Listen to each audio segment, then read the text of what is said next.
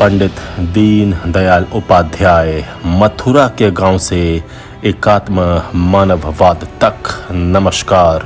आजाद सिपाही के विशेष में आपका स्वागत है। मैं हूं राकेश सिंह। पंडित दीन दयाल उपाध्याय का जन्म मथुरा के छोटे से गांव नगला चंद्रभान में 25 सितंबर 1916 को हुआ। उनके पिता भगवती प्रसाद उपाध्याय भारतीय रेलवे में नौकरी किया करते थे। माता रामप्यारी गृहिणी के रूप में परिवार की देखभाल करती थीं।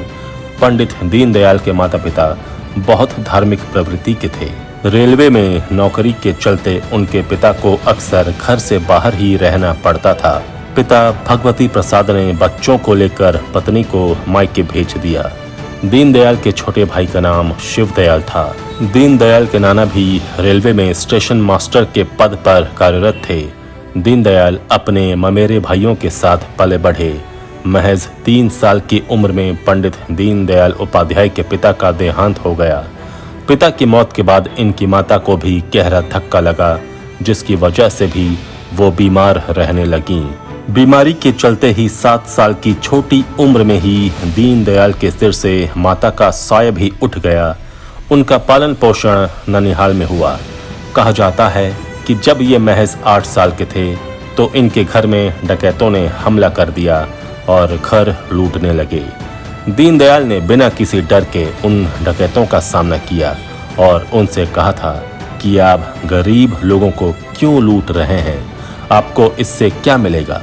इसके बाद डकैत बिना कोई लूटपाट किए उनके घर से चले गए। दीनदयाल जी ने पिलानी, आगरा और प्रयाग में आगे की पढ़ाई की। छात्र जीवन से ही वो राष्ट्रीय स्वयंसेवक संघ से जुड़ गए और सक्रिय स्वयंसेवक के रूप में काम करने लगे। जिस वक्त पंडित दीनदयाल उपाध्याय जी अपने स्नातक स्तर की शिक्षा हासिल कर रहे थे, उस वक्त ही वो राष्ट्रीय स्वयंसेवक संघ के संपर्क में आए और आरएसएस के प्रचारक भी बन गए थे।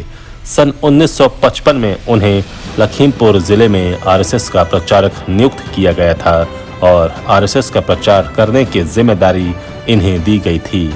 उनका सरल स्वभाव लोगों को अपनी ओर आकर्षित करता और वो सबके चहेते बन गए। बचपन में ही जीवन के कड़वे अनुभव झेल चुके दीनदयाल उपाध्याय ने भारतीय राजनीति में कदम रखा। वो श्यामा प्रसाद मुखर्जी के करीबियों में से थे। वर्ष 1953 में श्यामा प्रसाद मुखर्जी के निधन के बाद भारतीय जनसंघ की जिम्मेदारियां पंडित जी के कंधों पर आ गई। करीब 15 वर्षों तक संगठन के महामंत्री के तौर पर अपनी सेवाएं देने के बाद दिसंबर 1967 में इन्हें पार्टी का अध्यक्ष बनाया गया। पंडित जी ने हिंदू शब्द को धर्म के तौर पर नहीं बल्कि भारतीय संस्कृति के रूप में परिभाषित किया है। उनके द्वारा सम्राट चंद्रगुप्त मौर्य और चाणक्य पर आधारित नाटक सम्राट चंद्रगुप्त बहुत पसंद किया गया। दीनदयाल उपाध्याय दार्शनिक और लेखक भी थे।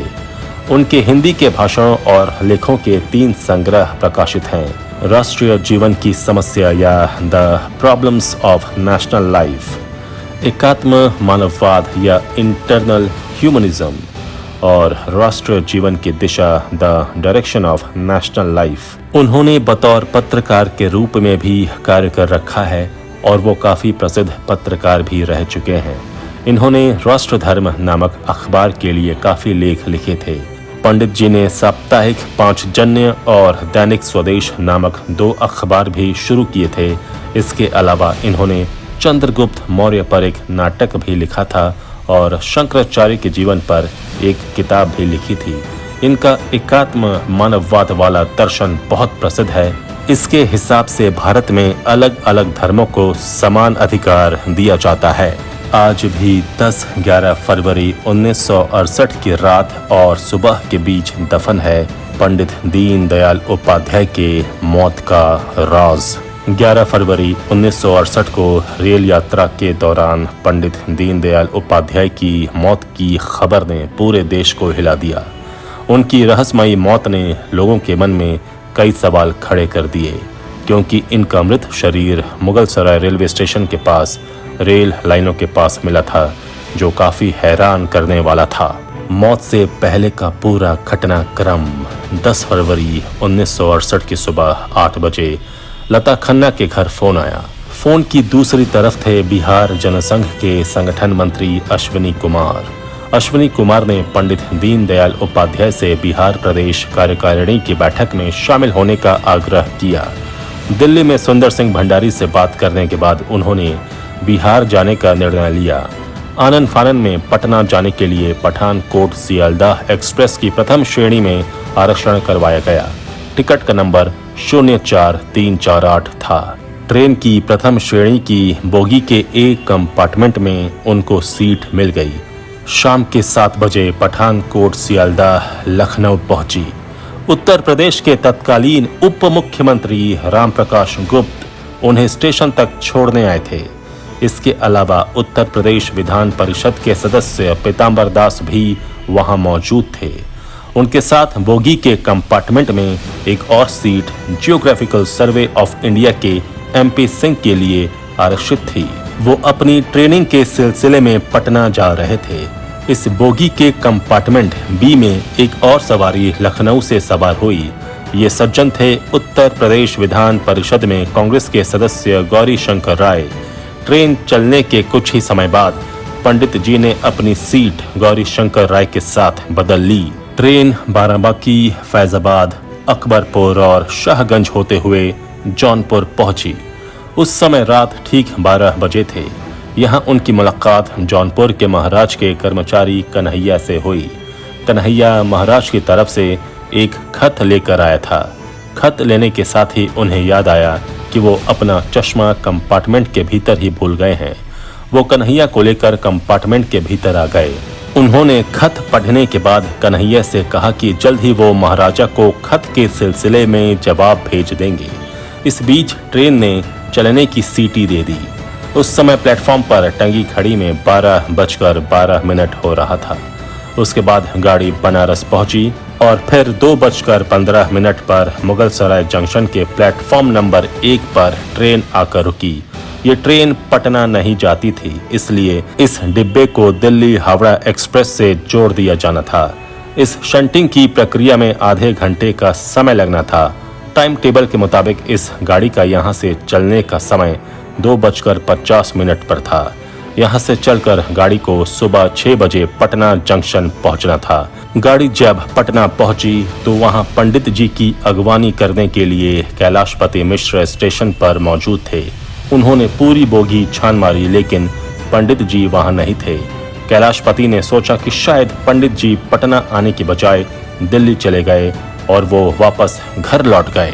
इधर मुगल सराय स्टेशन के यार्ड में लाइन से करीब 150 गज दूर एक बिजली के खंभे संख्या 1267 से करीब 3 फुट की दूरी पर एक लाश पड़ी थी। चूंकि आगे की कार्रवाई पुलिस की थी, लिहाजा रेलवे पुलिस को इस बारे में बता दिया गया। राम प्रसाद और अब्दुल गफूर नाम के 2 सिपाही 15 मिनट बाद करीब 3:45 पर वारदात की जगह पहुंचे।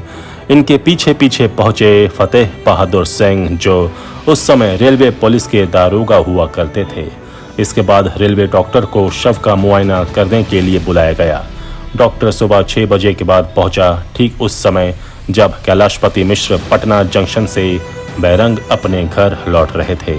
डॉक्टर ने शव का मुआयना करके उसे आधिकारिक तौर पर मृत घोषित कर दिया। रजिस्टर में यहाँ इस पूरी कार्रवाई को दर्ज किया जा रहा था। वहाँ समय के कॉलम में भरा गया था 5:55 पर। बाद में इसे काटकर 3:55 बजे कर दिया गया। शव की जांच के बाद उसे धोती से ढक दिया गया। सुबह समय बीतने के साथ साथ लोग लाश के आसपास जुटने लगे। इसी स्टेशन पर बनमाली भट्टाचार्य भी काम किया करते थे। वो दीनदयाल उपाध्याय को पहले से जानते थे। उन्होंने शव को देख पुलिस को इनके दीनदयाल उपाध्याय के होने की बात कही, लेकिन पुलिस नहीं मानी। भट्टाचार्य बाबू ने इसकी सूचना स्थानीय जनसंघ कार्यकर्ताओं को दी। इसके बाद टिकट के नंबर का मिलान करके मृतक को दीनदयाल उपाध्याय के रूप में पहचाना जा सका। पंडित दीनदयाल उपाध्याय एक हिंदूवादी विचारक और भारतीय राजनीतिज्ञ थे। तब से लेकर आज तक पंडित दीनदयाल की मौत एक राज बनी हुई है। शक की सुई तो कईयों की ओर इशारा करती है, लेकिन सच्चाई आज भी 10 से 11 फरवरी 1968 की रात और सुबह के बीच दफन है। पंडित जी की ईमानदारी का एक ऐसा किस्सा जो ईमानदारी की परिभाषा को स्थापित करता है। एक बार पंडित दीनदयाल उपाध्याय रेलगाड़ी से यात्रा कर रहे थे। इत्तेफाक से उसी रेलगाड़ी में गुरु गोलवलकर भी यात्रा कर रहे थे। जब गोलवलकर जी को ये पता चला कि उपाध्याय जी भी इसी रेलगाड़ी में हैं, तो उन्होंने खबर भेजकर उनको अपने पास बुलवाया। दीनदयाल उपाध्याय गोलवलकर जी के पास आए और लगभग 1 घंटे तक सेकंड क्लास के डिब्बे में बातचीत करते रहे। उसके बाद वो अगले स्टेशन पर 3rd क्लास के अपने डिब्बे में वापस चले गए।